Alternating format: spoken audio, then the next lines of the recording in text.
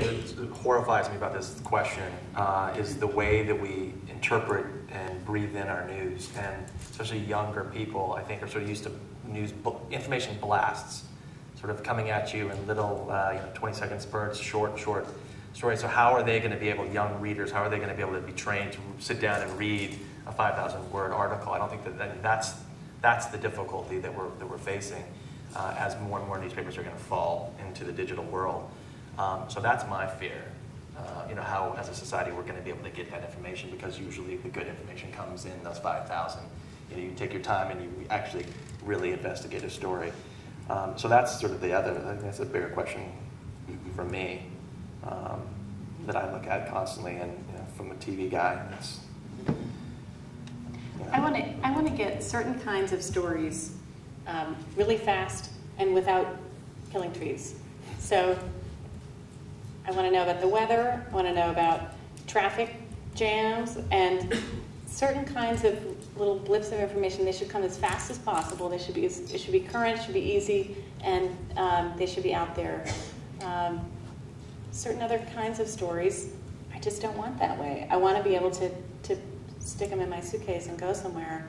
And I also feel, and I'll just stick up for magazines here, that there are too many magazines in the world. I don't need to read about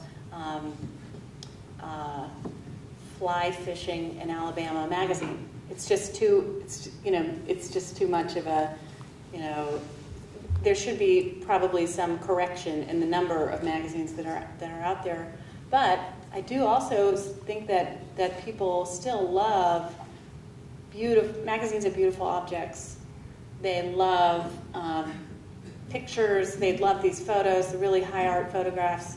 And even if there are, even if magazines are too, there are too many on newsstands, some people just really, they love the look and feel of them. They love to hold them in their hands. They love to flip through them.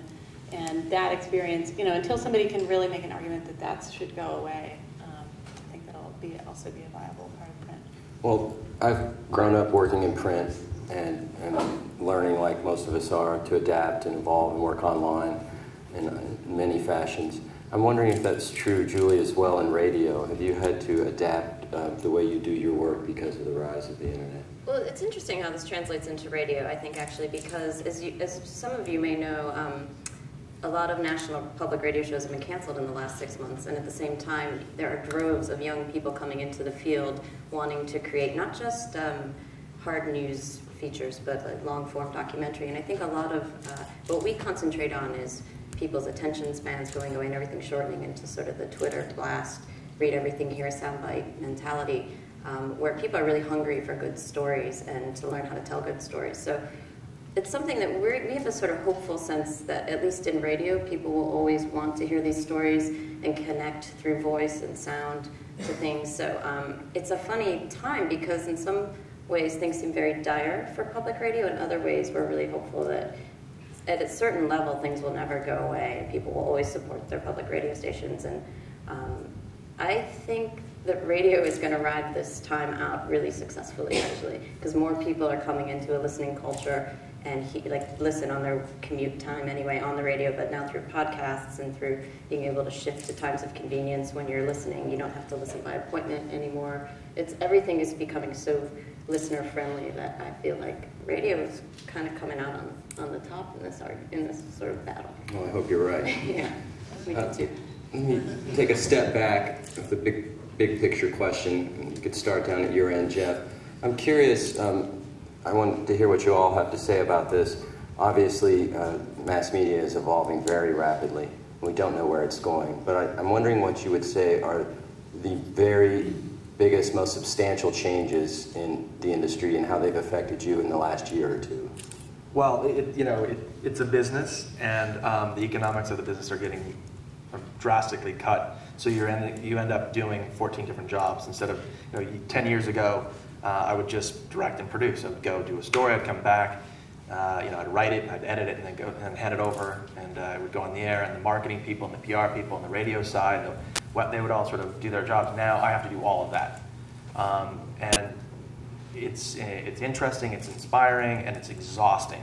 And so, when I look at Hatch, and I'm from Bozeman, Montana, and I've, spent 4 years watching students there do their thing. Hatch is about opportunity, and I look at all these young journalists who really are looking at a bunch of fossils up here. People are fossilizing from the toes up anyway. If you don't know how to shoot, if you don't know how to write, if you don't know how to direct, and probably edit, which I don't know how to edit, and it scares me, you're at a serious disadvantage. I think one of the most interesting things, so I work for Current TV. We are a cable channel founded by Al Gore. The idea is that we are participatory. We invite people to submit content, affect the content. We also have a website that we have invested in nearly as much as we have in the television program, which is current.com, and it's a social media, social news site. And we've been doing a lot of experimentation about how do you create content that can exist in more than one medium. And my background was in television. I, made documentaries for television. It was like learning this skill of making transmutable content that can be consumed on television, but can also be consumed online, and not trying to. A big mistake that's often made online is you try to force your viewer to consuming content from another medium just because that's easiest for your business. And it doesn't work. We see that pretty regularly online.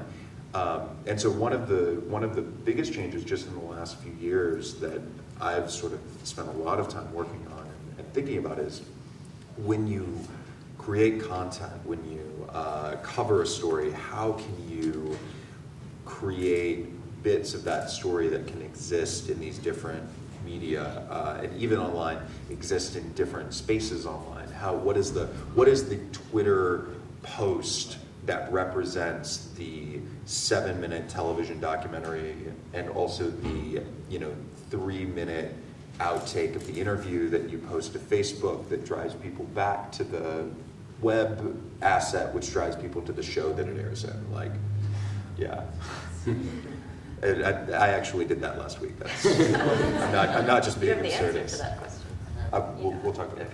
I mean, we are content providers, and that's what we're storytellers, and we're content providers. And if you look at it any other way, you're fooling yourself. I mean, you need to go out and be ready to give 30 seconds here, 3 minutes here, and 42 minutes or 43 minutes and 9 seconds for an hour special. I mean, you just have to be able to do it. Yeah.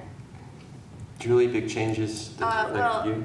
Obviously, podcasting. I mean, when we started the audio festival, no one had dreamed of podcasting yet. So that came along about 4 or 5 years into it, and it changed everything because all of a sudden, people who had no training, you didn't have to be a professional to start producing audio and getting your stories out there. But in general, not just podcasting, the digital technology has become so accessible and so cheap that really, it is such a democratic medium, more so than it ever was. There's ways to learn online. You can get all the resources you need to know what kind of equipment you need. There are storytelling tips all over the place. There are forums you can participate in. So really what we've seen is this breaking down of the wall between the disciplines, and which is why I love Hatch, is because the whole point is we're all here together this weekend, because there really isn't such a thing as a radio producer anymore. People are calling themselves audio producers, making work for the radio or for the New York Times or for this and for that. And some of the most interesting conversations in the radio community right now are along the lines of what's the best software to make audio slideshows? Because people are starting to understand that it's so easy to attach some visuals to an audio story, even that's becoming something people really feel like they need to understand. And at the same time, producers are getting jobs outside of radio because the skill set is valuable in ways it never was before. So while public radio shows are being canceled left and right, there are maybe more opportunities than ever for audio producers to work, and then also hopefully bring that work back to the public radio airwaves or community radio airwaves.